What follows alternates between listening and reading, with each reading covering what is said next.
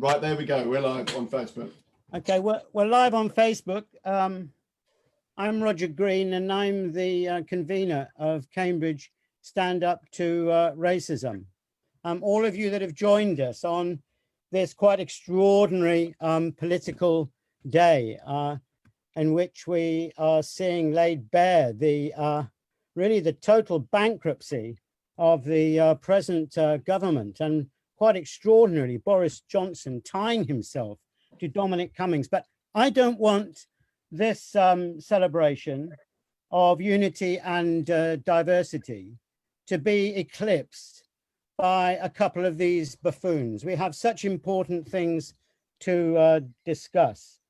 We will be joined by the Imam quite soon. I have spoken to Mohammed Mahmood, that Daniel will know, and they really welcome this meeting that we're holding today.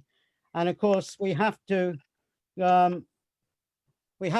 celebrate that this is Eid was just a couple of days ago. So to all of us, and particularly to the Muslims that are tuning in through Facebook Live, of course, we say Eid Mubarak to you during this time.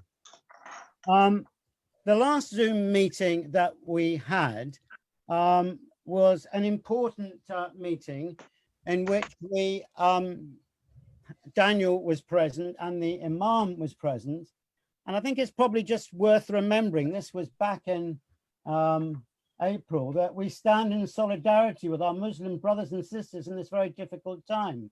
The current crisis risks bringing an increase in racist incidents, and we've seen those around in Cambridge and within Cambridge itself.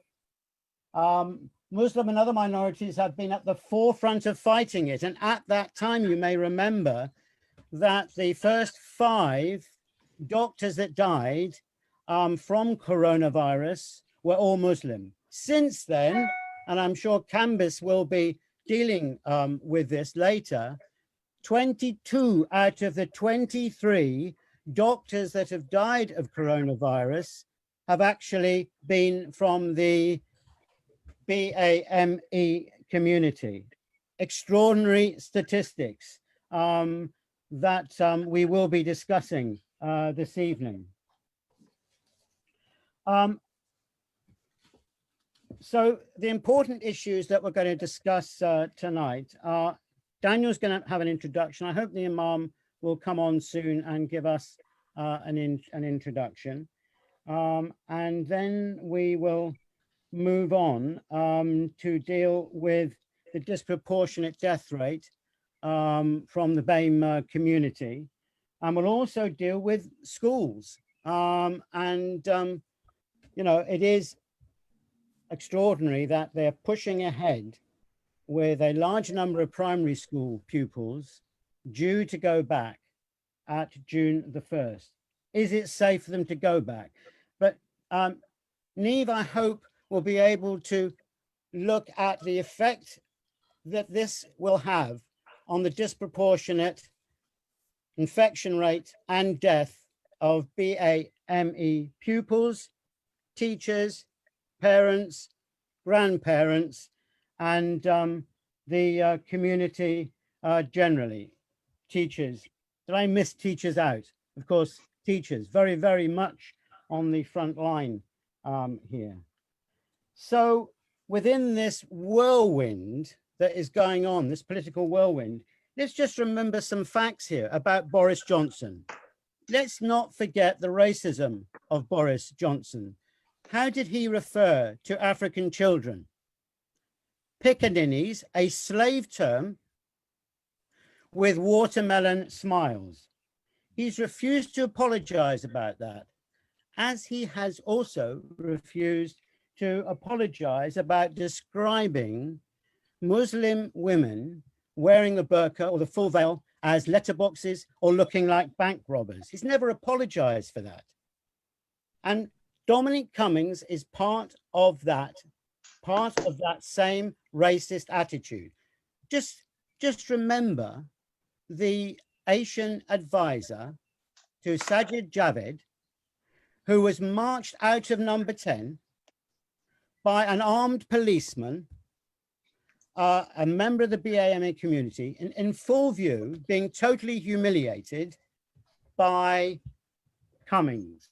Those are the sort of people that we're dealing with. That is the reflection, sadly, of institutional racism that we see in this country. So, Richard, I don't know how you're getting ready, on yes. there. Yep. Richard is ready to go. So welcome once again to everybody that is here. And let's just remember that while, and I'll finish with this, while Cummings was on his tour, his lockdown tour from London to Durham, to Barnard Castle, to London, to Durham and back, we don't know how many times, Ismail Mohammed Abdul Wahab, a 13-year-old boy, was dying on his own without his mother even to be able to hold his hand. Because why? They were sticking strictly to the lockdown regulations. What a contrast between those two. And that is what a big reflection of what we have in this country. Thank you for coming. Daniel, over to you. Thank you very much, Roger. And thank you very much both to you, to Richard and to others for organising today's events. And can I echo many of your opening comments, and also a welcome to the Imam and solidarity and thoughts to you and all those who've been celebrating Ramadan, and as Roger said, Eid Mubarak. This has been a very difficult time, I think, for everyone over the last few months. We've had to adjust to celebrating events and religious occasions in different ways, and I'm very proud of the way people in Cambridge have responded. I'm also very proud of the fact, of course, that Cambridge is a tolerant and global community. We have people from across the world, and we constantly celebrate that fact. But exactly as Roger has said, these are very strange times indeed, and I suspect you would think it amiss if I didn't make some comment on what's been going on. I have to say, I was asked to comment on Dominic Cummings, and my view is that Dominic Cummings was never fit to be in public office in the first place. There are many other things that have happened over the last few years, a contempt for Parliament. So it comes as no surprise to me that he and Johnson are equally contemptuous of the British public at the moment. My worry is that they are effectively, I don't think this has been said enough really, they're not even really a Conservative government. This is a vote leave government. They are a faction that has taken over the Conservative Party, and I hope that decent Conservatives, and there are decent Conservatives, will think hard about keeping a government like that in office. We've seen further examples in the last few days.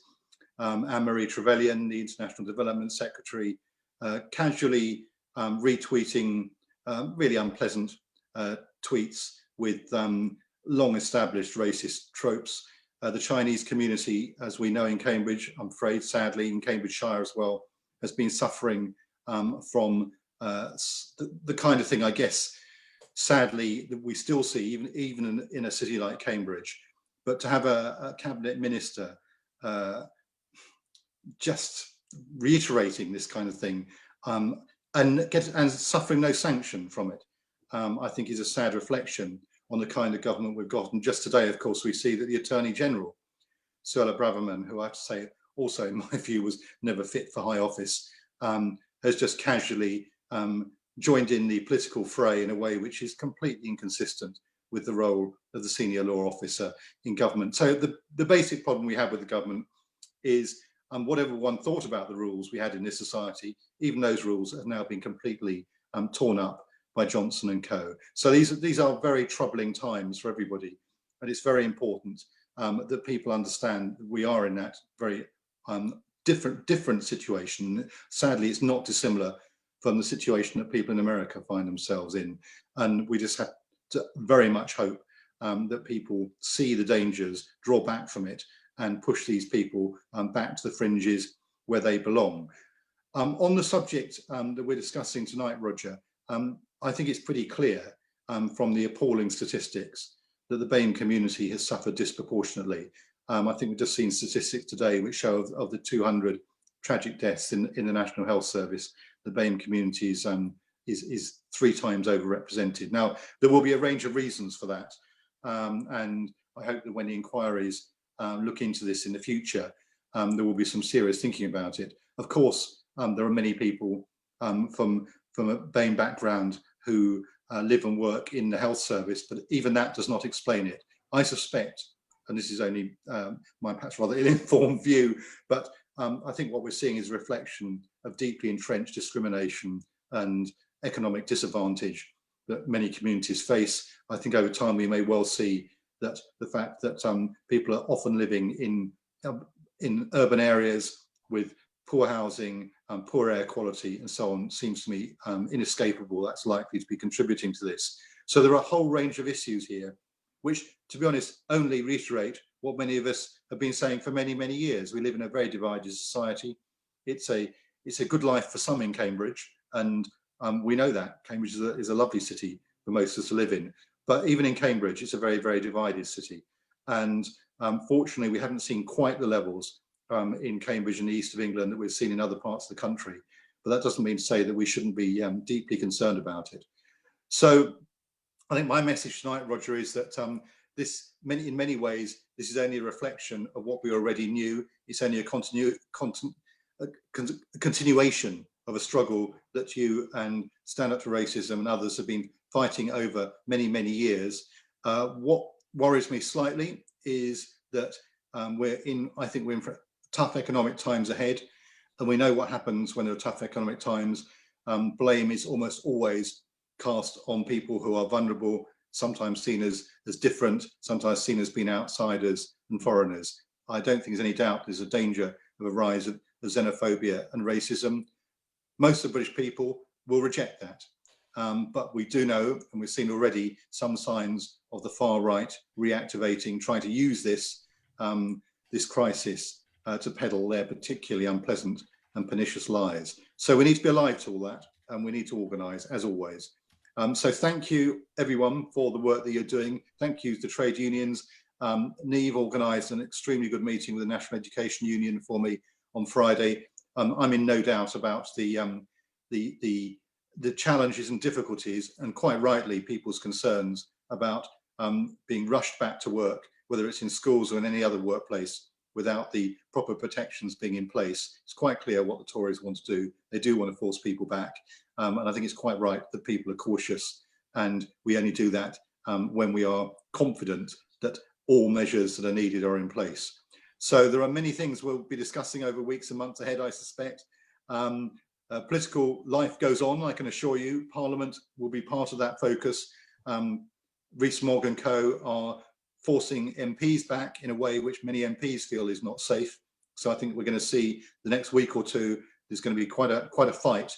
But what I can tell you is that we're determined to hold Johnson and co to account, and I will be there as ever, doing that on behalf of the people of Cambridge, working with colleagues and trade union colleagues across the piece, try and make sure that everyone comes out of this awful time in a better place than we were before. Thank you very much. Solidarity, and hope to see you soon in the flesh. It would be great. Okay, Daniel, thank you so much for that. So precise, concise, raising all those key issues. And if I could just reiterate one of the important points that you made, that we are going into perhaps the worst downturn in the economics for hundreds of years. And as you said, in these situations, this is when the right can rise. That's why it's been so important. All the campaigns that have gone on, really, since the 70s, with the Anti-Nazi League, to keep the pressure on the racists, to build a united, broad, and confident racist movement in this country.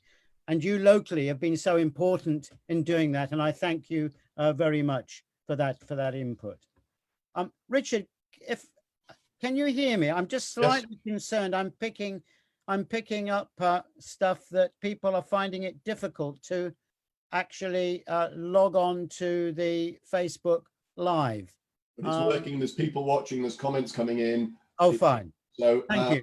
obviously we can't help the people who aren't watching because I can't tell them where to go to look to find it. I've been sharing it all over. I'll keep sharing it. Thank you, Richard. It's very heartening to know that there are people who are actually. I would encourage those people that are watching, please send in comments. Daniel may be staying for a few minutes, and it would be useful to pass on any comments to him. Richard, do you actually want me to be sort of chairing this, or Keep going. Yes, you're doing okay, great. just keep Yes. going? Okay, Yes. right. So it look is the Imam there? Yep. Yes. He is, because I can't see him on. Yeah, I'm here. Oh, well, wonderful. Oh, that is so great. Thanks. Thank you so much. Imam, Amir, Karim, and thank you for the way that you supported the joint statement that had a very good press coverage in the Cambridge News. So it's so good to see you again. And we'll say it again from all of us, Eid Mubarak. Eid Mubarak to you as well. It's my pleasure to join you here in this meeting. Thank you. Yeah. Okay, so if you would like to say a few words of introduction or greetings or whatever it is you would like to say, we are all ears and respect you. First of all, I would like to say thank you to Roger to arrange this platform here today, and Daniel as well, and other participants of this meeting. And I second all the opinion that showed Daniel here, and that concern you are showing here. That's absolutely, that this is a time we should address these issues. And especially the government, the policies of government regarding, the communities, especially Muslim community, is some sort of unrest, and the people they are thinking. So we are single out in the. So as far as the Muslim support and Muslim coordination with the government advice, that we are celebrating our Eid day. Yesterday was our Eid. And that was the first time in our history we didn't go to mosque in our life. And everybody, when we announce that you have to confine yourself in your houses and restrain yourself, and nobody, broke any sort of that law, and nobody, everybody coordinated with us, cooperated with us, and that is a positive, sort of, in our so that we showed that on Eid day. And as far as the sacrifice is concerned, Roger, you rightly said that our doctors, Muslim doctors, they gave their lives. Muslim children, they suffered. And on the other side, when we look at one of the high appointed person that went to the miles and miles away and come back, and nobody pointing the finger. So that is a question. That is a question we should think about it. So what sort of policy government is taking, and how the issues, and especially the Muslim community, we are concerned about it. And one or two things I would like to mention here on this platform. Number one is that as far as if you ask us our support, our coordination, and before Eid, I gave a message to Cambridge people, and with the grace of God, everybody that followed that lines. So as far as the our behavior is concerned, Muslim community is behaving very much they according to the law, and they are observe all the the restrictions. But on the other side, we are feeling of sadness. Instead of appreciating, this sort of sport or this sort of coordination Muslims are giving it, so we are having some sort of incidents like Roger mentioned about the child Ismail's, that incident, that is hard breaking for us. So I should like to, Daniel will raise the voice in Parliament, and we should agitate all, which we should give this sort of notice to government. Thanks a lot for today, so because Eid is continue, and I'm having lots of stuff today as well. So if you spare me today, I would, just because you asked me, and I would like to give my attendance here. So that's why I'm here. So if you spare me today, so I'll be with you. I support your cause, and I'm highly thankful to you. Thank you. Thank you so much, Imam. It's very moving, and it's so good to see you. And perhaps I can just reiterate what Daniel Zeichner said in his contribution. We hope that very soon we will be in a position to be able to meet you face to face in the same room and discuss the solidarity that up to now we have expressed through a LED screen. And thank you so much for joining us today, because it is such the most important period in the year for the Muslim community, and you've come here to express your solidarity. Thank you so much indeed for joining us. And please, we have to say again, Eid Mubarak, and have a wonderful rest of the day and a celebration of the good things. All right. And thanks a lot. And the wonderful contribution that the Muslim community make to this country, not only in terms of the Muslim medics, but also the enriching of the Muslim community. Thank you so much. Thanks a lot, Roger. Thanks for your help. Thank you. Okay, bye. While Roger pauses and takes a breath, I'm going to read some of the messages coming through, if that's all right. Thank you for people who are commenting. We've got solidarity from the NEU through to Tom, the teacher, Tom from Long Road. Pete has sent solidarity from Cambridge Regional College UCU. And we've got a good number of people watching and sharing. So thank you all very much for doing that. Please keep doing so. We've got a good number of people watching. Shows what an important issue it is. There is a comment come in here from Tom. He says, we need answers on the reasons for such disproportionate BAME deaths and infections before we can be confident about the wider openings of schools. And I think that's something that both Niamh and the doctor will be talking about when they speak to us. Roger, is it all right if I introduce Jill as she's sitting there? Roger seems to be muted. Yes, no, absolutely, Richard. Please. I'm very pleased to introduce Jill, who's a local artist, all sorts of media she works in, but she's going to do us a poem tonight. She's active in Rebel Art and also in the Artists Union of England, I believe. So I haven't seen Jill for a bit, so it's great to see you, Jill. And thanks for joining us. I know you've got to get to another poetry event after, so we really appreciate your time, and I'll hand over to you. Thank you. I've got two things to read if we have time. I'm going to apologise beforehand because I might be a little bit shaky and emotional. I've lost two people. Sorry, I'm starting already.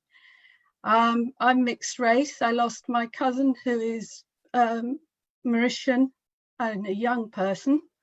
And also my father-in-law who is Irish and from a very poor background. So I'm going to read something about my father-in-law first. So it's not very well finished. We just came back from clearing out his council flat so that we're ready to hand back the keys. But so I hope you'll excuse it if it's not perfect and if I'm a little bit emotional. It's called More Irish, More Blacks, More Dogs. They stole our workers' bank holiday this year, and also my father-in-law, PJ, a working class hero. He worked on a farm in the county of Cavan from the age of 13, and as a young man travelled to London, the Irish diaspora, escaping poverty and religious intolerance, finding more poverty and racist intolerance. We held things in common, like the fear of attacks or arrests. When I was born, my family lived in one room. Like me, his young family lived in squalid and damp conditions in old Victorian houses. We reminisced over the old tin bath. We couldn't find a better home. Sorry. My mother spoke good English and on the phone would find us a home. But when we arrived, they saw her. The doors were shut on us. No blacks, no Irish, no dogs. He said it was worse for them, recognizing the extreme hatred faced by people just for the color of their skin. When finally he got a council flat in a tower block 3 miles from Grenfell, he named it Heaven. He wasn't always PC though. His family saying, "You can't say that, PJ." And we sat in horrified anticipation when his granddaughter revealed that she was bisexual and had a girlfriend. As he said, "Well, it's a shame that they couldn't do that 100 years ago.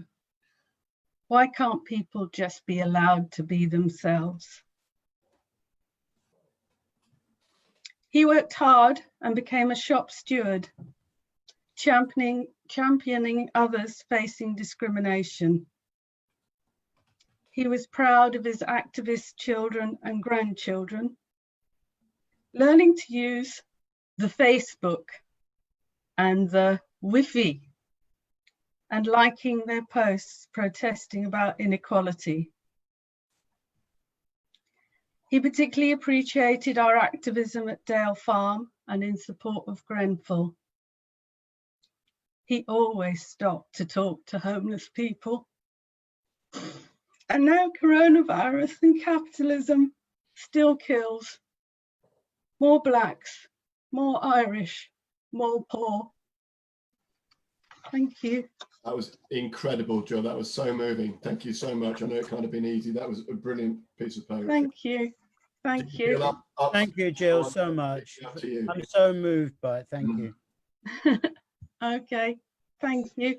I do have another if there's time. I don't mind really if you want to. I have another which is So that would be lovely. upbeat so we can lift the mood. Yes.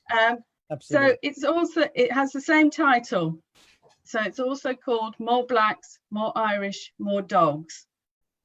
And every other line you can say with me. And every other line is more blacks, more Irish, more dogs. More Africans, more Asians, more Jewish people. More blacks, more Irish, more dogs. More Palestinians free to live in their own homeland. More blacks, more Irish, more dogs. More equality, more justice, more peace. More blacks, more Irish, more dogs. More homes, more welfare, more health and social care. More blacks, more Irish, more dogs. More travellers, more boat homes, more cooperative living. More blacks, more Irish, more dogs. More nature, more trees, more oxygen. More blacks, more Irish, more dogs. More singing, more dancing, more music. More blacks, more Irish, more dogs. More socialists, more anarchists, more hippies. More blacks, more Irish, more dogs. More immigration, more mixing, more movement. More blacks, more Irish, more dogs. More dual heritage, more quadruple heritage, more others. More blacks, more Irish, more dogs. More trans, more gay liberation, more others. More blacks, more Irish, more dogs. More writing, more drama, more art. More blacks, more Irish, more dogs. More walking, more cycling, more public transport. More blacks, more Irish, more dogs. More community, more sharing, more mutual aid. More blacks, more Irish, more dogs. More kindness, more caring, more love. More blacks, more Irish, more dogs. More unions, more solidarity, more power to your elbow. More blacks, more Irish, more dogs. More women's rights, more period wealth, more sisterhood. More blacks, more Irish, more dogs. More protests, more activists, more righteous rage. More blacks, more Irish, more dogs. Less Tories, less racists, less billionaires. More blacks, more Irish, more dogs. Thank you. Thank you very much, Jill. I'll just say before Roger says, there's been lots of love coming in for your poetry over the Facebook. So thanks to everyone for their comments and really thank you. Oh, brilliant. Thank you. I have to go to another one, so I'm leaving as well. Sorry about that. Thank you. Thank you. But what a contribution. What things to say. So beautifully. It's all that we stand for. Jill, thank you so much. Thank you. Okay, Richard, is it still you on the intro? Or? I will introduce if you like. Yeah. I'm very excited to introduce a person who represents some of the exciting anti-racist music that goes on in Cambridge through the young performers and Love Music, Hate Racism, which is really active in Cambridge. So we've got Josh, who's in a band called Pockets for Girls, who are, I think, very exciting, talented, just about to hit the big time if the virus hadn't interrupted. They're just about to reach out and do bigger gigs than the smaller ones they've been doing with me. But I'm sure that they won't let the small matter of a global pandemic interrupt their progress. So Josh is going to introduce a track and then something that they've videoed. So over to you, Josh. But you need to unmute yourself first. We can't hear you, Josh.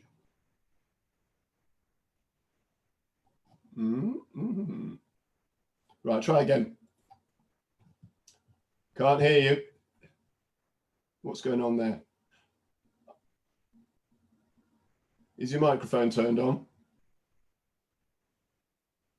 It doesn't say you're muted. I know what, I'm going to play your track and then we'll try and work out what's going on. Maybe have a little fiddle with the microphone. So this is a member of Pockets for Girls who isn't Josh, playing this track they've recorded especially for us. And hopefully we'll get back to Josh afterwards and then he'll be able to tell us a bit about it. Having said that, I've now lost the track. I had it all lined up and everything. There it is. So any minute now, and then hopefully we'll get Josh back as well. Share screen. Any second now. Oh, why can't I do this? You try talking again, Josh. See if you can hear you. Can you hear me now? Yes. I don't know what's happened, but brilliant. That's fantastic. Right. Sorry, I had my laptop connected to another microphone. I think it was. Brilliant. And I've also found the video. So perfect. So can you introduce the video? I just want to say first, able to be here. It's a great pleasure to be able to talk with such inspirational people in our community. I guess me sort of sitting in this chat today represents the younger generation of people who have been part of a movement against racism, and it's just been an absolute honor because Richard's given us so many opportunities, and at the same time we've been able to speak to people who are similar age and like-minded to us, and they've come to us and said, you've helped us, you've given us a platform to express ourselves, and it's just been great to have a sense of unity within that. We're really looking, the name Pockets for Girls came from looking to stand up for women and women's rights, and it's spread into so much more. So I guess my message today is just, more power to Richard. The power of music and being able to give people a platform to express themselves is absolutely a great thing. Well, thank you, Josh. Do you want to say anything about the track we're about to watch that Huey recorded? So this is a song that Huey wrote a while ago. It's called Upside Downside. It's sort of about his sort of emotions and things and how they've progressed over the last year. It's a little bit abstract, but I hope you guys really enjoy it. Right, here we go. Fingers crossed. Fingers crossed. Here we go, yes. All right, you lovely lot of people. Let's get this thing going. I'm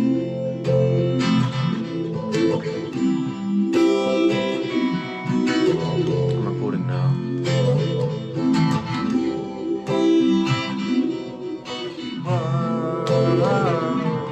Worlds collide when you saw my face. For the first time in a while, you smiled, and you saw a boy who'll never cry.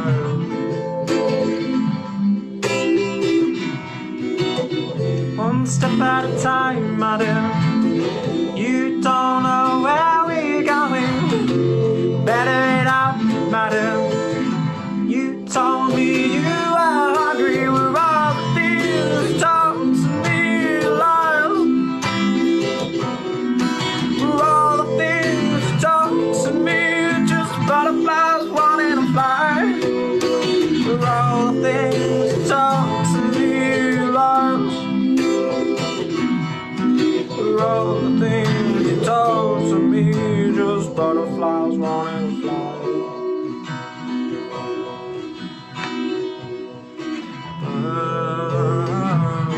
Birds survive. I saw you standing there with your hopeless glare. Bruised bird alive. I don't know how you knew I'd survive. For all the things told to me lies. For all the things told to me, just butterflies wanting to fly. For all the things told to me lies. For all the things you told to me, just butterflies wanting to fly.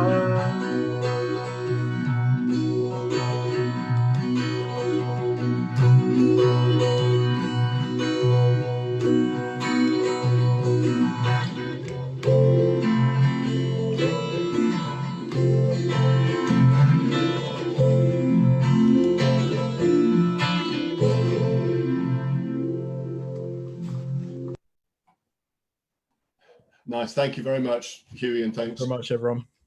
Before I hand back to Roger, I'll say that on June the 6th, Pockets for Girls were meant to be playing on the Love Music Hate Racism stage at Strawberry Fair. Sadly, obviously, that's been cancelled, but they are going to be on radio instead. They've got a new track that's going to be debuting. I think it's about 12:30 on Cambridge 105 in the virtual Strawberry Fair. So it'd be great if people could tune in to watch that. Follow Love Music Hate Racism on Facebook to get the updates.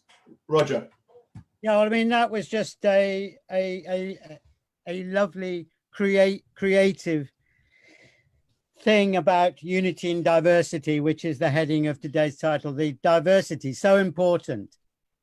People my age, retired teachers and young people being creative, being united in our fight against racism and our fight against a very unfair planet. So thank you so much for that. Okay, now we move on to Niamh Sweeney. Thank you so much for coming. I know you've been involved in so many meetings. The NEU have been quite magnificent in the way that they have actually made a stand against this government, and they've then had to put up with all the abuse of the tabloid press.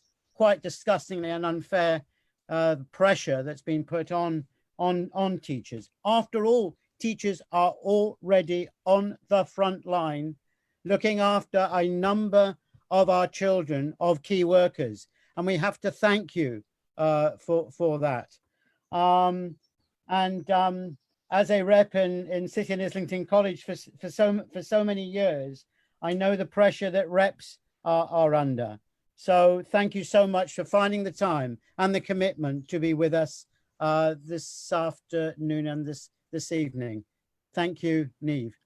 It's an absolute pleasure, Roger. Thank you very much. And you talk about the reps. I've always been a proud trade unionist, but I've never been more proud of the NEU at the moment.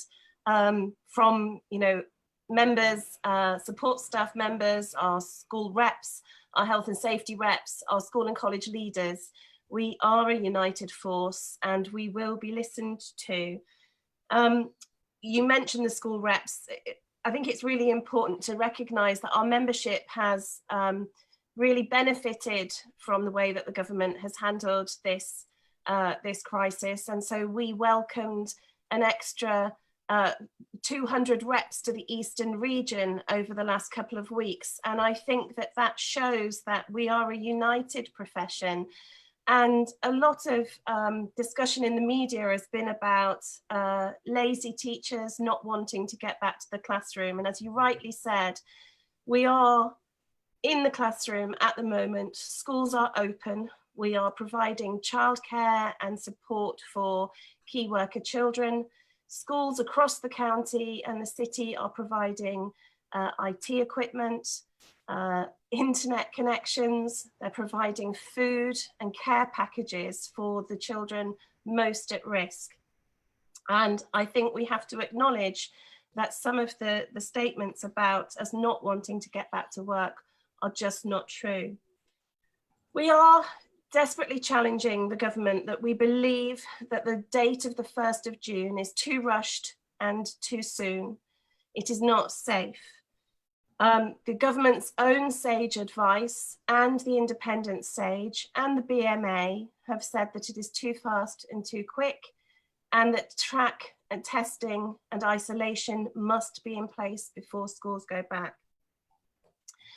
In particular, talking about our members in the Black community and members from other minority ethnic groups, we have spoken to the DfE and asked them and called for in the public inquiry that there has to be an investigation into why we have seen the increased impact, the greater impact on members of the Black communities. Office of National Statistic findings show that the greater impact of the virus in areas of the country with wider health inequalities and higher rates of poverty on Black communities, even after health and deprivation are accounted for. So we must investigate why this is.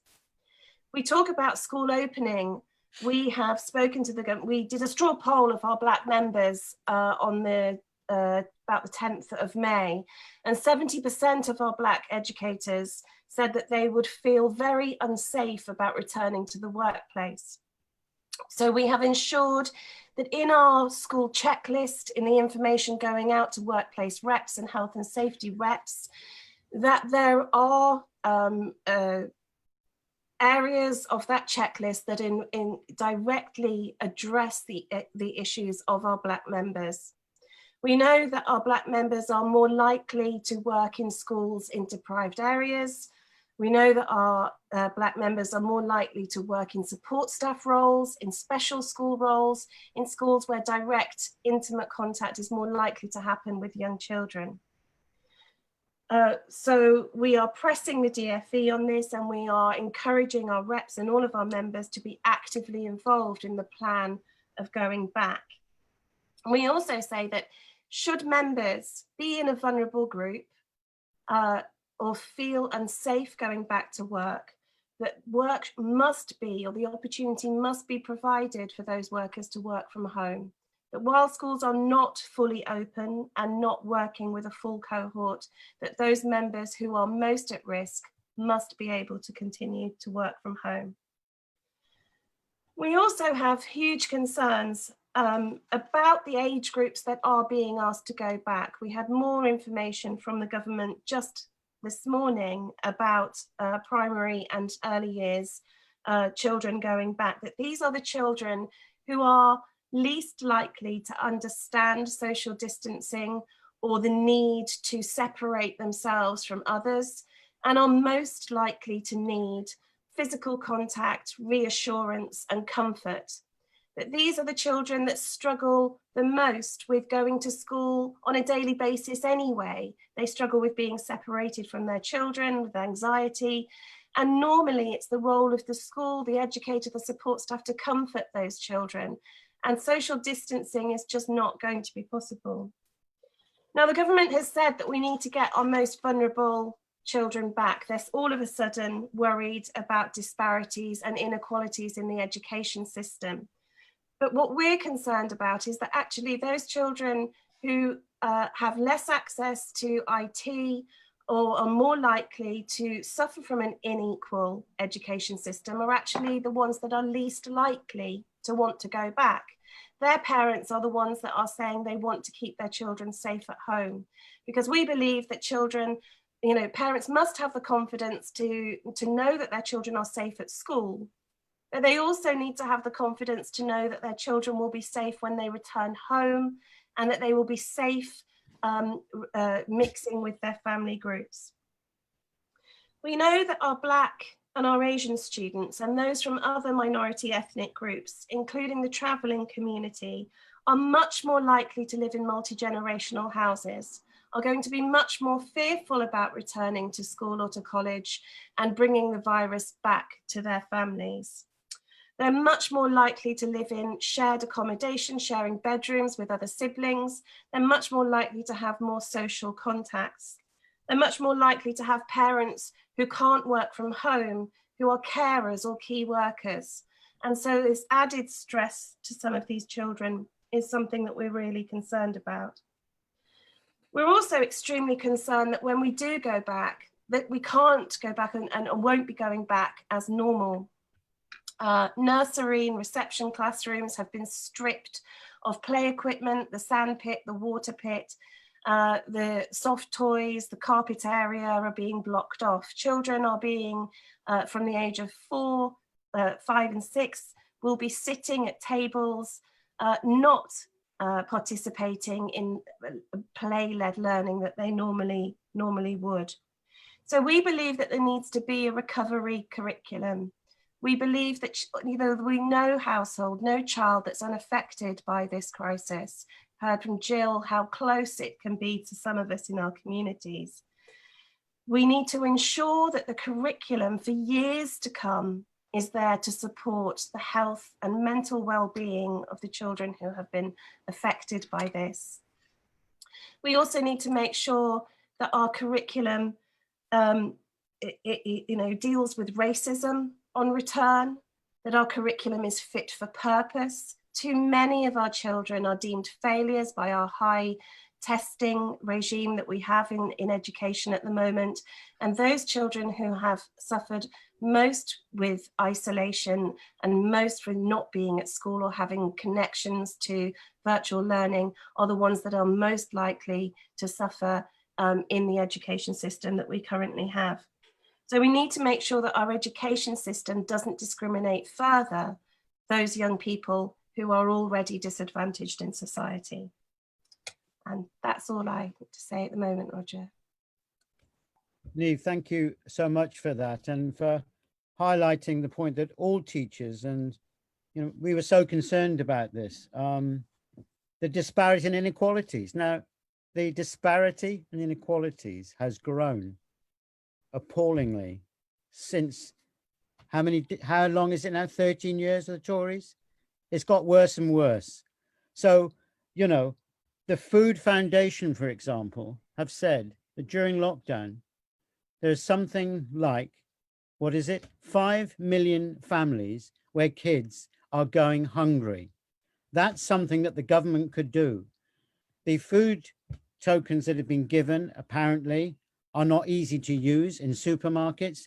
If they were serious about their concern, as we all are, about the inequalities and disparities, the most important thing that they could do is to at least make sure that no child goes hungry in this country.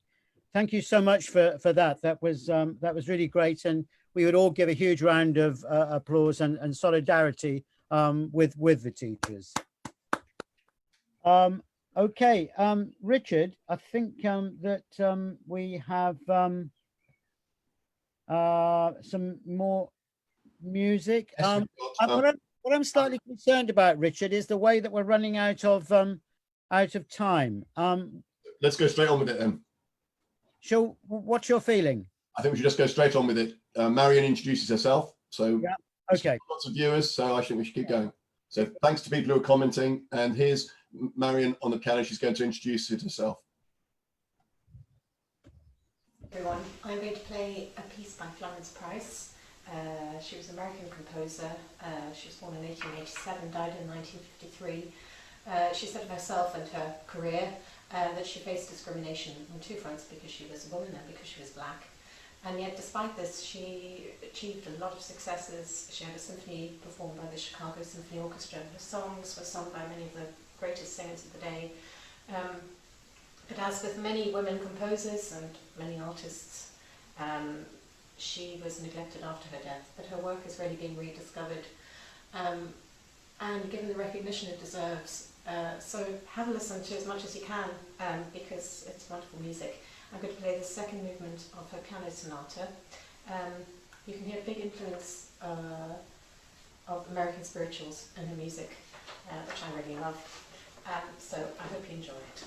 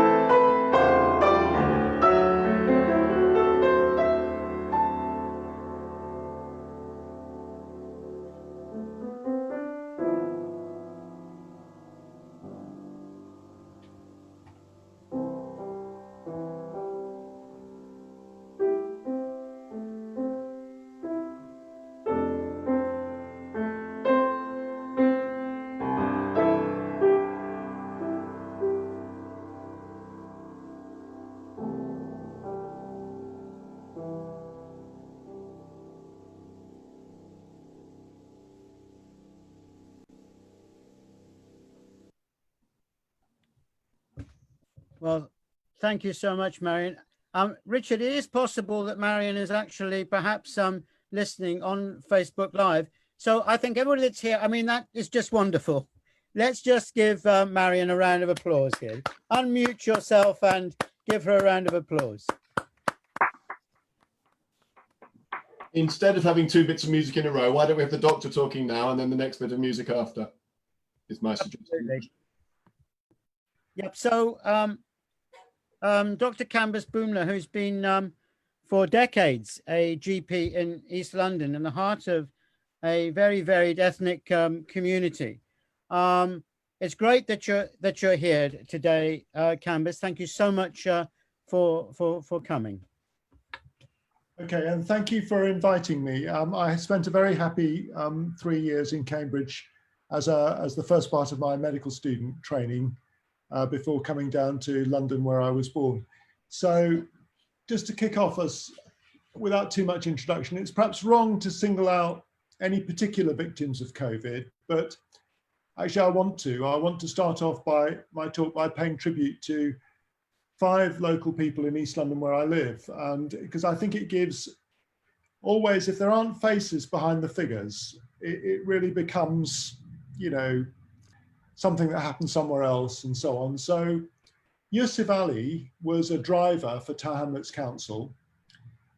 He took children to special schools, including the school that those of us who are long anti-racist campaigners would know, where one of our comrades was killed by Blair Peach was killed by the Special Patrol Group a while back, but that's a different story. He died alone at home in his flat. Donald Swelter was a nurse who lived in Bow, not too far away from where my daughter lives, and he also died alone at home. Dave Last was the caretaker handy person at my practice, and he spent a week at home before being admitted to hospital and dying in Bart's Health. And in Niamh, the neighbouring borough to mine, there was Dr. Yusuf Patel, became the 5th GP to die of COVID at the Woodgrange practice.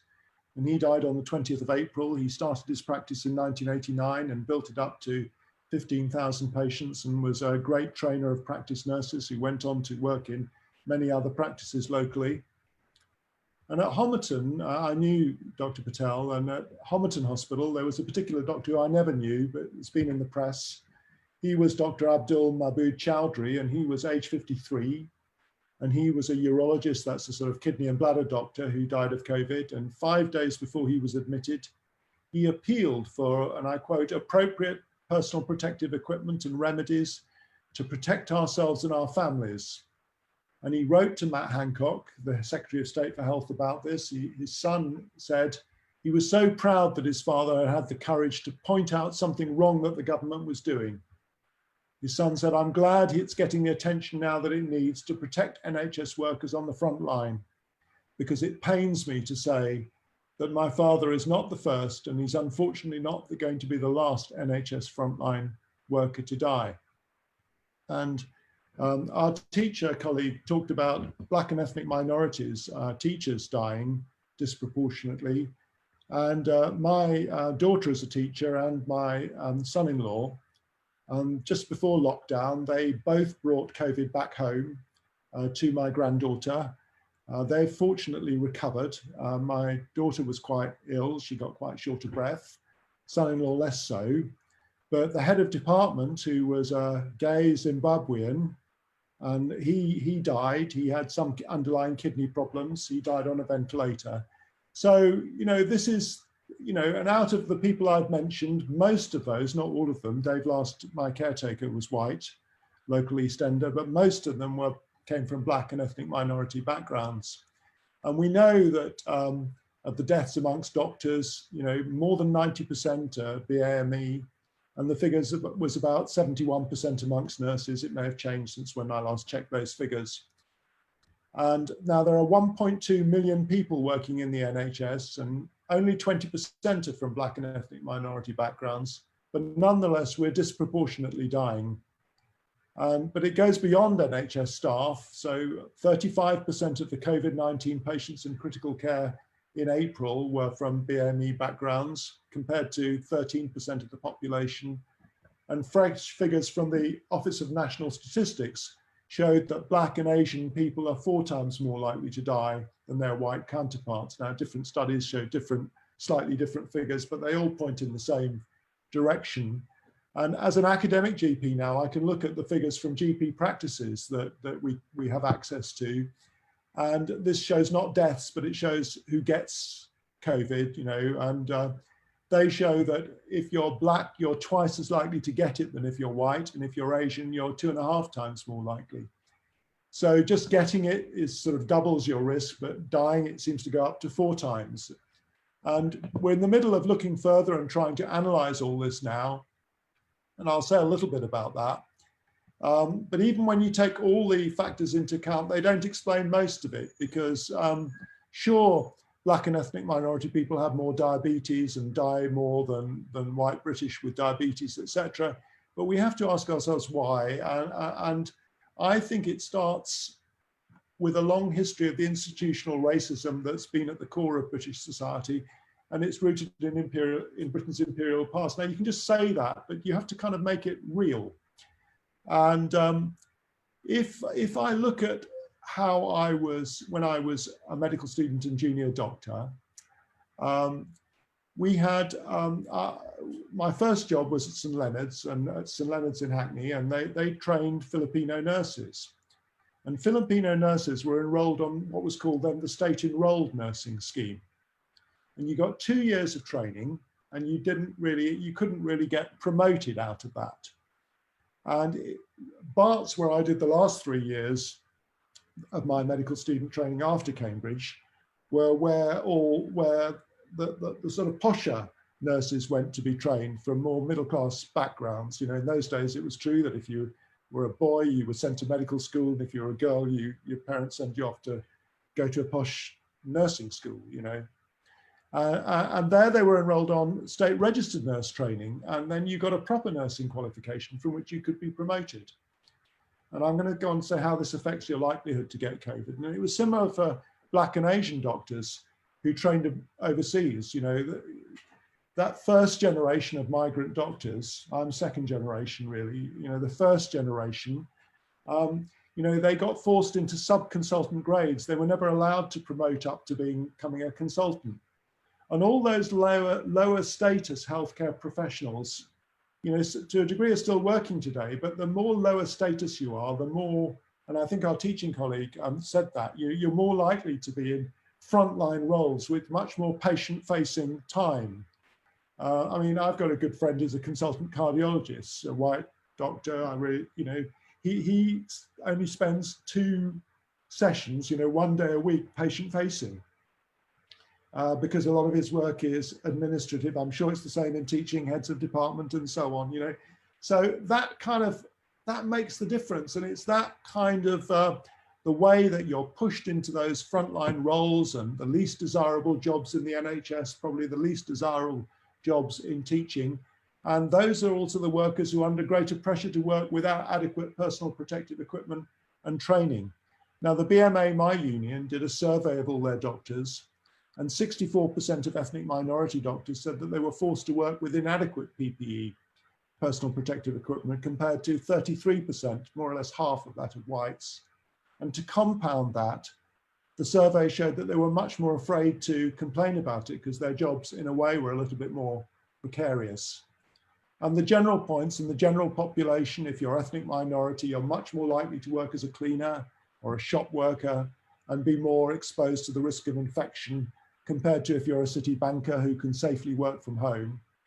And 30% of our Bangladeshi households and Black households in East London live in overcrowded housing compared to 2% of whites. And higher numbers of key essential workers are ethnic minority: bus drivers, shopkeepers, assistants, carers, health workers of different sorts. And it's been said before, but the worst housing, the worst jobs, and it's our population that's the least healthy, that's more likely to have diabetes or heart disease and at a younger age. And all this means that you're more likely to get COVID and more likely to get it more severely. And so you report disproportionately to your doctors and you get admitted more often when you're ill. And every Thursday, you know, we all join in our applause for the NHS workers and all the essential workers and the cleaners, the refuse collectors, and the clapping gives us the feeling that we're all in it together. But sadly, we're not in it together. I mean, we know Dominic Cummings has got his own rules, but, you know, Boris Johnson, Matt Hancock, Prince Charles, they all developed COVID, and quite rightly, they all got tested, and if necessary, they got admitted to intensive care.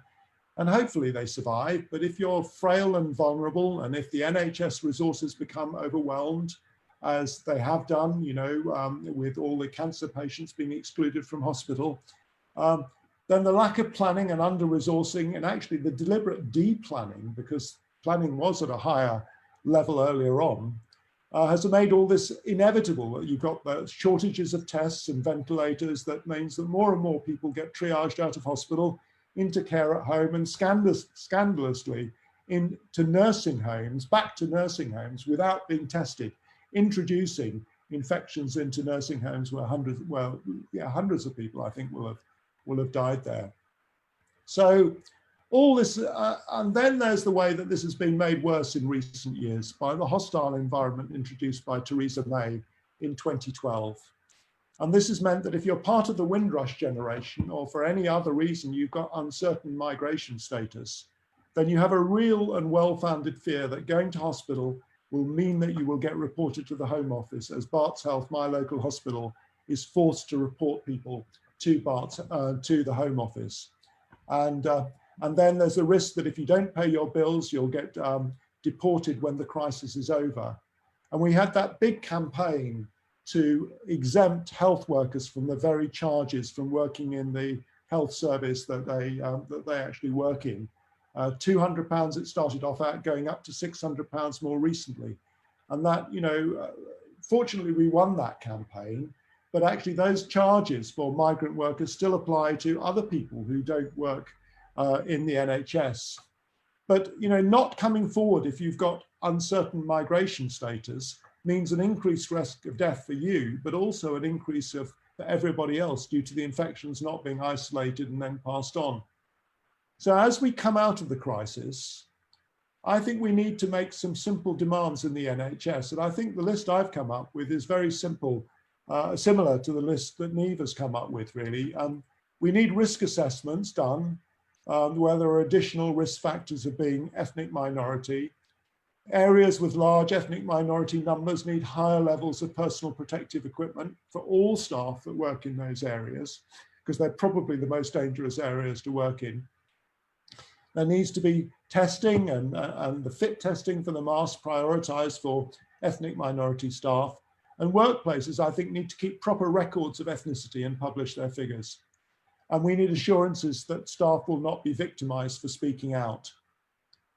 And on a national level, I think we need to support the national call by Stand Up to Racism and Diane Abbott for no premature end to the lockdown, and for an independent public inquiry on the disproportionate impact of coronavirus on ethnic minority communities, because I think many of us have little confidence in the inquiry that's is being promised that's going to be headed up by Trevor Phillips. So in conclusion, the COVID, I would say this really, that the COVID crisis has revealed a lot about what's rotten in our society, how the poor and the oppressed have suffered most. And it's revealed an institutional racism that means Black and ethnic minorities suffer more, die more, as they work hard to protect the whole of society against the ravages of this virus. And I'd also say that the virus that's knocking us out is not something that's outside of the system that affects everyone equally. It's part of the rottenness of the system, just how it arose through factory farming and so on. Shows the rottenness of the system that all of us must fight to change. And as we come out of this, and this is the last point I want to make, we must ensure that Johnson and his government don't try to make us all pay for the crisis by launching another wave of austerity that will inevitably hit the poorest in society worse. And that will include Black and ethnic minority people the worst.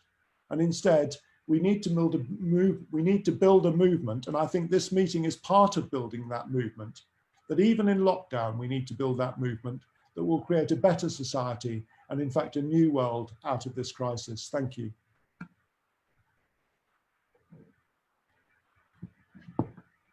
Kambiz, thank you so much, far reaching. And it has shone a light, hasn't it, on the rottenness of our society. But then on the other side, there's response of people to it, in their millions, really, that are increasingly becoming critical of the society that we live in and the need for far-reaching changes. And perhaps we'll just mention the Diane Abbott. Richard, if you could possibly put up that petition on the notes. It is important that we sign that petition against a premature return to work and also against the disproportionate mortality rate of the BAME community. That I think is very, very important. And perhaps at that point you mentioned Windrush. Michael Rosen has just come out of 6 weeks of intensive care. And you can now read all his articles in The Guardian. And one of them was the rottenness of this society, Windrush, the 50 people that have been horribly treated under the illegal Windrush scandal, sent back to their countries where they were born, when they moved, when they were 2 or 3 years old, people being refused cancer treatment. I mean, he himself, and I'm so pleased he has survived because his pen is so important in building this movement, this stand up to racism is such an important part. Thank you. Thank you so much, Kambiz. We're moving on. Richard, is everybody, I think that we don't have a time limit in terms of how long we're booked for on Zoom, but Richard can tell us that. Can I suggest we put some music in now and then have the final 2 speakers afterwards? Okay. Yes. Yeah, everybody happy with that? Yeah, thank you. So I'll introduce Rachel, if that's okay. So I'm going to introduce a young performer who's submitted a video. She's called Rachel. She's, I think she's in year 11, and she's been a committed supporter of Love Music Hate Racism since she was much younger. My main memory of her is standing up in a park in Cambridge when there was loads of Football Lads Alliance people, right-wing people surging towards her, and her standing up and playing a song, not fazed by them at all. So she's a great example of anti-racism. So I'll let Rachel introduce her track, and hopefully people will enjoy it and maybe show some love for it in the comments. So here we go.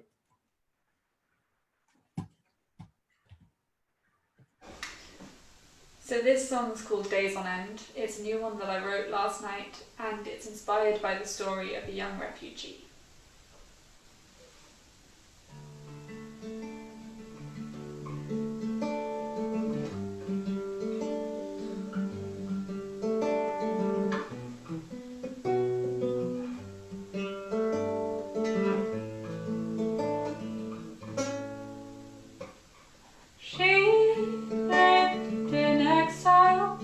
After fleeing a war with no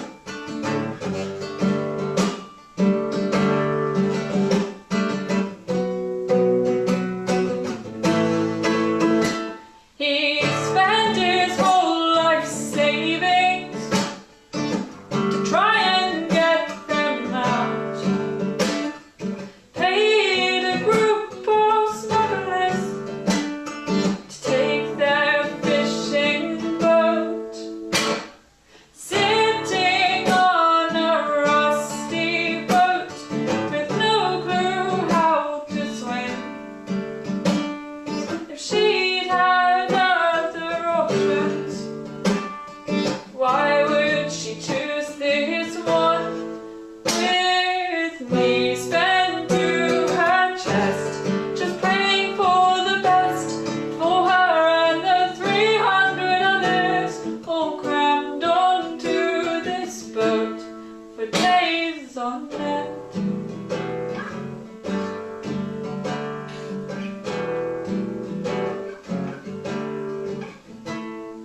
They had had a life planned. They built it in their dreams, a life where they could build a home, finally be free. The days are everlasting, tomorrow might not come, so they tell each other stories, sing each other songs, sat in a sinking boat, filled to the brim with about 300 others, just wanting a way out of what they were in. So me spent to her chest, she prays for the best for her and the 300 others, all crammed into that boat for days on end.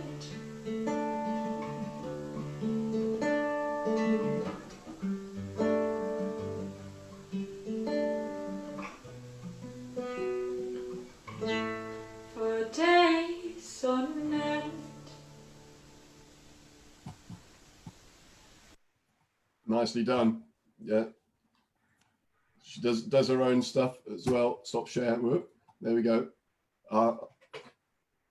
Thank you, Rachel, for submitting that and for everything you've done for Love Music Hate Racism. And she's also active in the climate strike as well. So when I see people like Rachel and Josh, I feel a lot of hope for the future. Roger, would you like to introduce the next speaker? Jocelyn.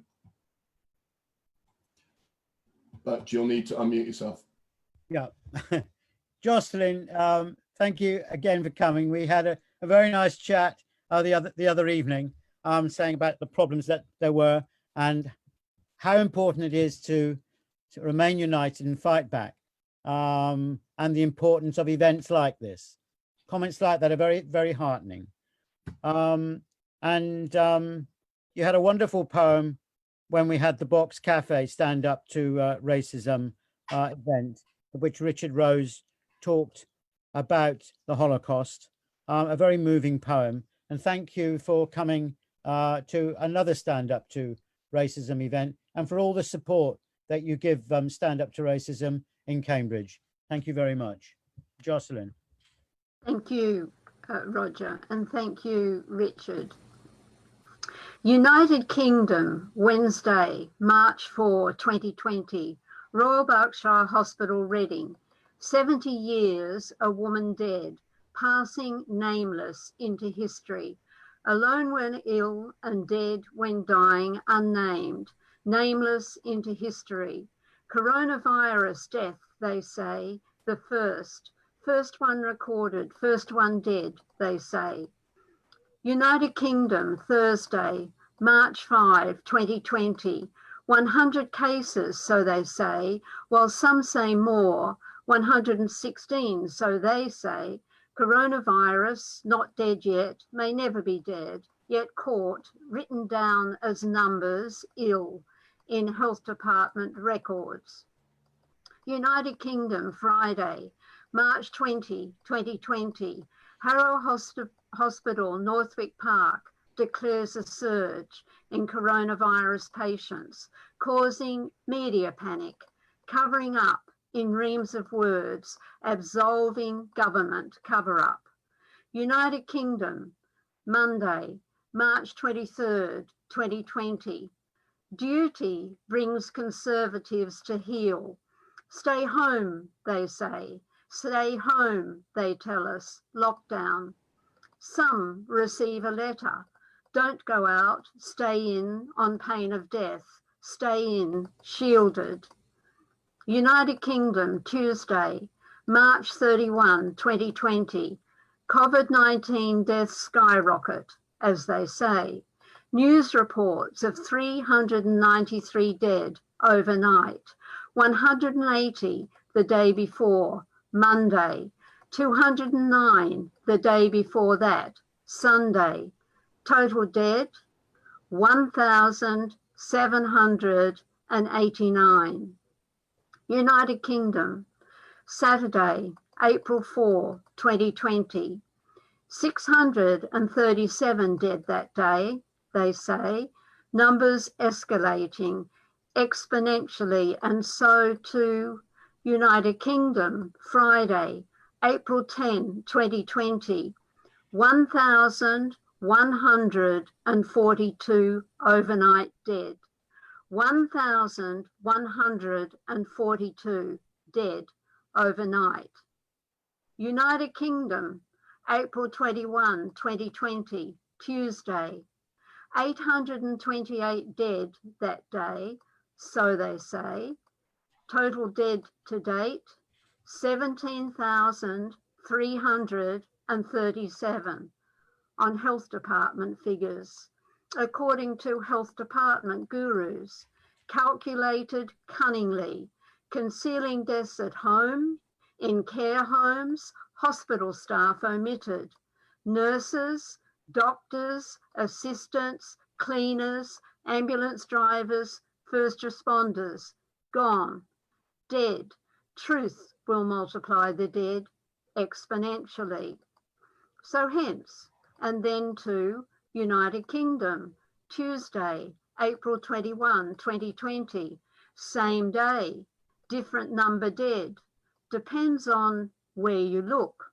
United Kingdom, Tuesday, April 21, 2020, taking another record, a different record, 1,172 dead that day, according to another calculation, now from NHS records, recorded differently, somehow determined differently, on the record, for the record, that day, 1,172, not 828 dead. 1,172 dead in total on that day. And by that day, United Kingdom, Tuesday, April 21, 2020, total 20,223. 20,223 lives departed, lives gone. Statistics, so they say. United Kingdom, Saturday, May 23rd, 2020, 3,675 dead. Total deaths acknowledged. Coronavirus culprit, yet just who is culprit here?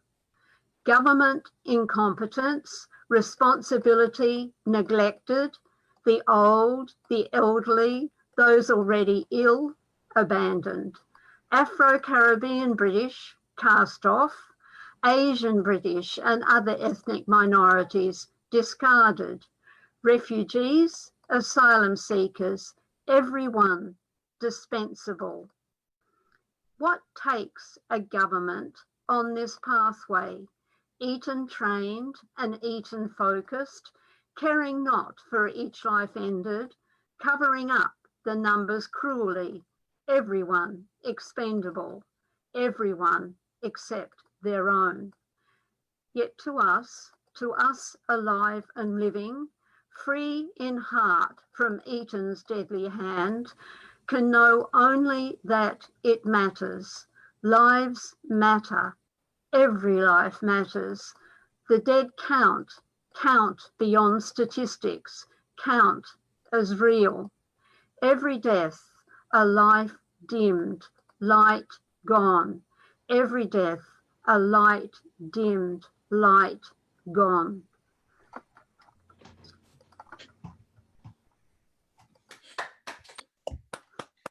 Thank you. Thank you. Thank you. Yeah, so moving again, Jocelyn, and truth will multiply the death exponentially. Absolutely. The death from the eaten hand. All that is beautifully and eloquently stated. Okay, we're going to end with a bit of rap. Diversity. This has been great. I mean, such serious stuff has been talked about. We've learned a lot from it, but we've also, in the words of Bertolt Brecht, actually, will we sing during the bad times? We will sing about the bad times. We will sing about the bad times that unite us. Oshin, give us the rap, man. Hello. So I'm Oshin. I'm a student at Cambridge, or I was before COVID started. Richard, how long do you reckon I've got? Because I've got 2, but I can easily cut it. Keep going. There's still 1. people watching. So all right, your 2, and then the video, and then. Brilliant. Well, I'm going to do two spoken word pieces, and then I'm going to introduce a young rapper from Cambridge who's a really fantastic act. So please stay tuned if you're still with us. He's really worth sticking for. So the first one I'm going to go straight in for. I think it echoes with that last performance, which was really moving. I wrote it after I went with Stand Up to Racism to visit the refugee camps in Calais. It was part of the solidarity effort that was organised there. And later I actually went back and spent more time volunteering in Calais. And when I came back, I was very angry about the conditions that I'd met people living in, a lot of them young people, a lot of them my age. I was 19 at the time, and I had a lot of conversations bouncing around in my head. So what I wanted to do was knit all those different conversations into one piece. So this kind of poem, spoken word piece is really basically just inspired by all those different conversations. So I called it Suleiman. Come on, Britain, let me in. I'm only small, I'm very thin.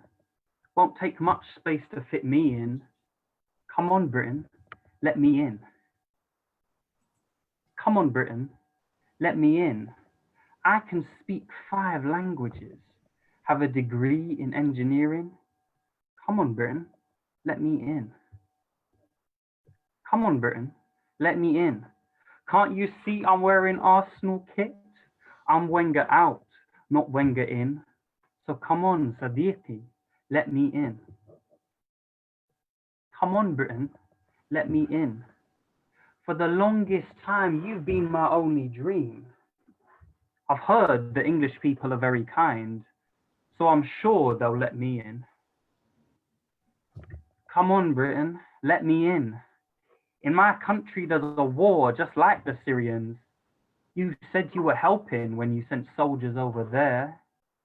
So why can't you help me over here? Come on, Britain, let me in. I've crossed mountains, deserts, seas in a little boat that nearly sank. Who else has that on their CV? My friend, Britain, let me in. It's getting cold now, I feel the wind.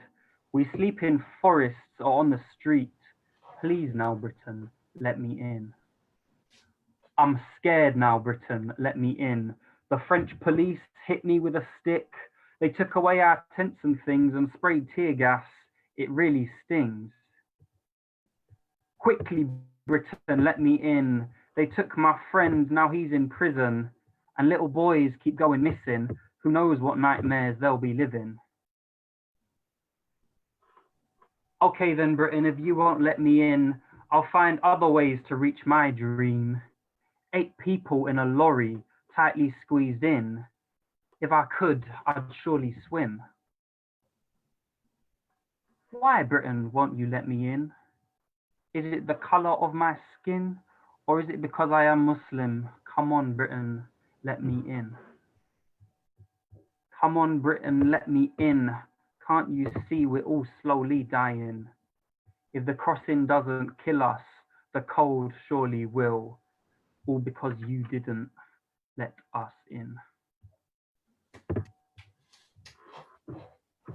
Thank you very much.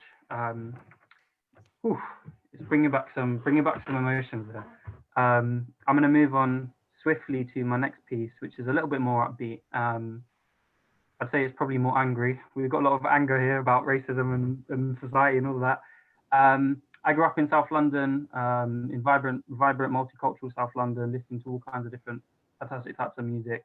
And I get quite troubled when I see headlines that blame certain types of music for social problems, such as knife crime, such as violence, that sort of thing, especially drill music. Now, drill is not, you know, a lot of the you know, sort of biggest rappers in drill are not the most progressive people. There's some really awful sexism in a lot of lyrics, a lot of violence, and I don't apologize for that. But I think that actually when there's a government and when there's newspapers that are blaming social ills on a type of music, there's a real big problem there, and I think it's distracting from policies actually that could be the causes. So I'll start off.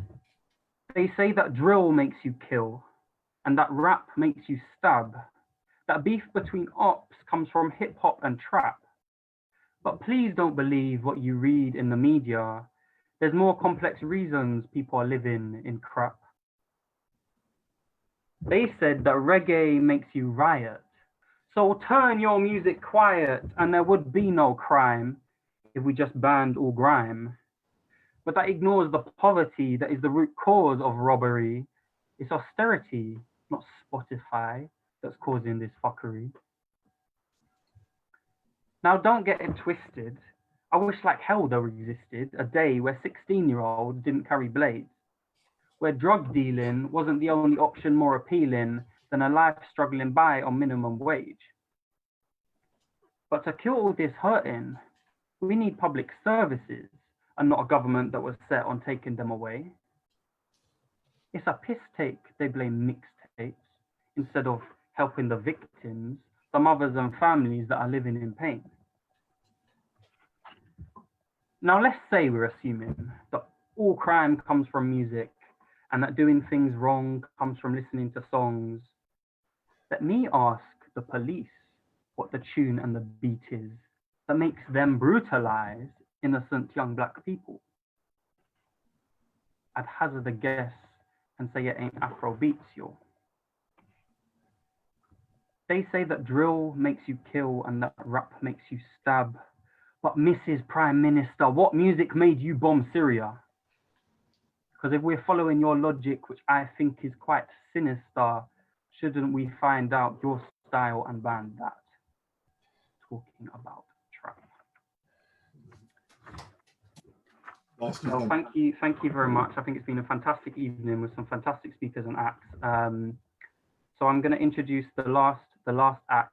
He can't be with us here today, but he sent in a video for us. He's a young talent, young rapper from Cambridge. He's done a lot of work in the local political, you know, on the left in Cambridge. I first met him at a Stand Up to Racism rally, and he sent in a video. He writes all his own music. I think he does the videos and stuff as well. It will explain itself, and I think it's very related to today's topic. So I'll leave it there.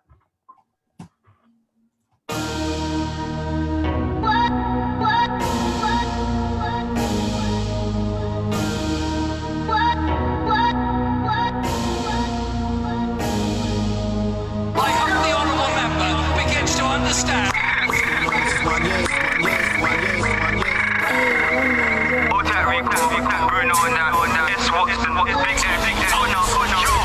Toys make cuts to the NHS.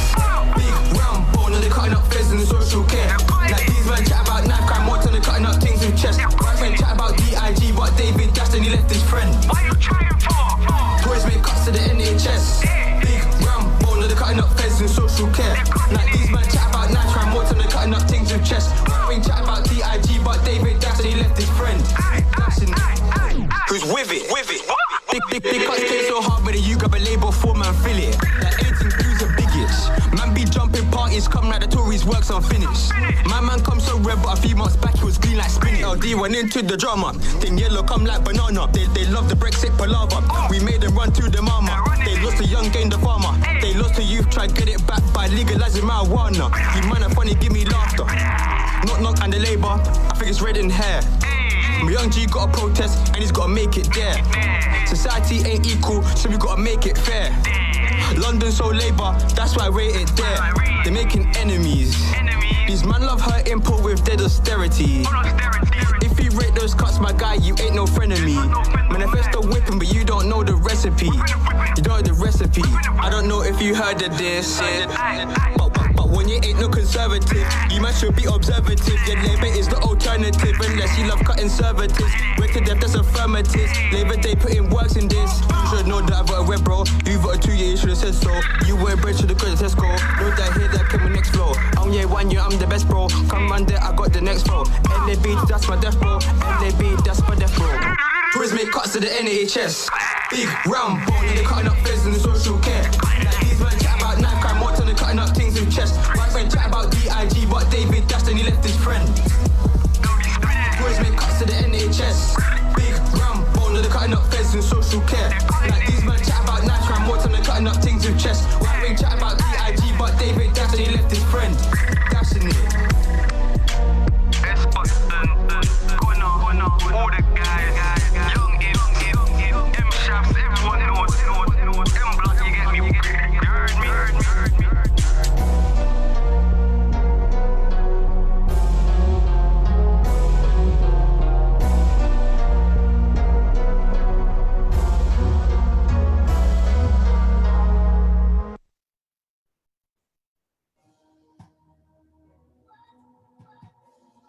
I have to be quick and stop him.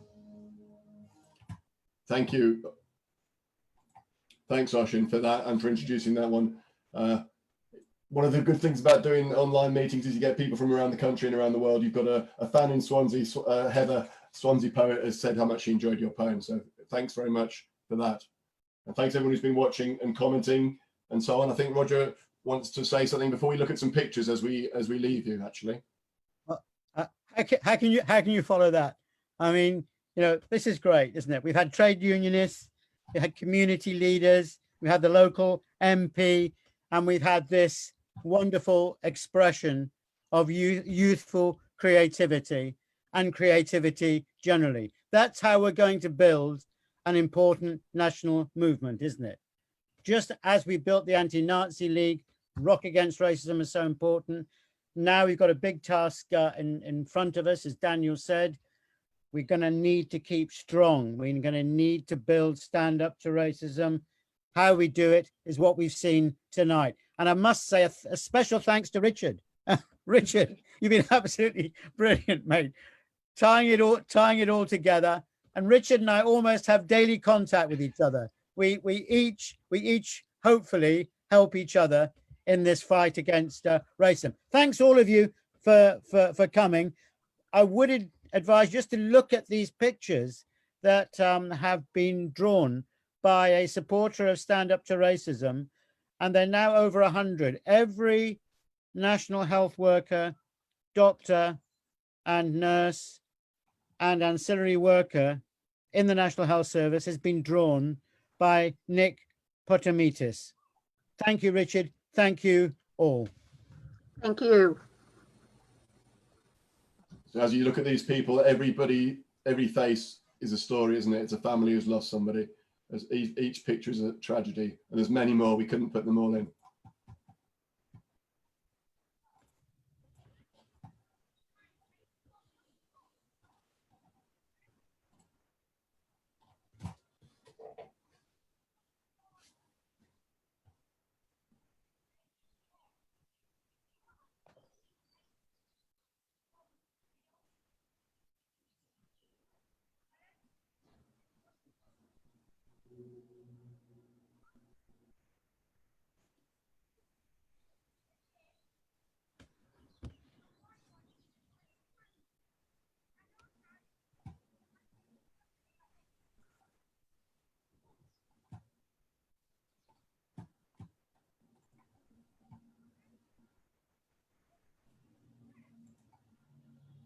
There's obviously many more. That's as far as Zoom will let me show.